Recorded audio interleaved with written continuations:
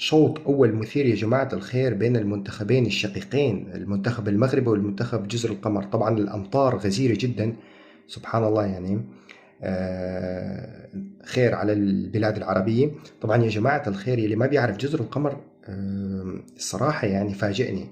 جزر القمر الصراحة نحن ما بنتابع منتخب جزر القمر، لكن القمر منتخب عربي، فالمنتخبين شقيقين، ونحن مع الكرة الجميلة.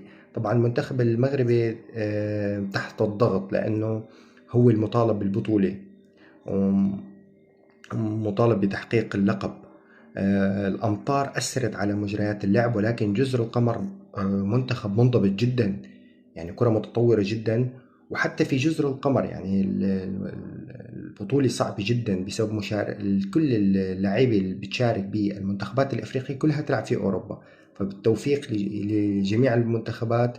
واكتبوا لنا بالتعليقات من هل حيحقق المنتخب المغربي الفوز، أم أن لجزر القمر رأي آخر ياخذ تعادل أو يقتنص هدف.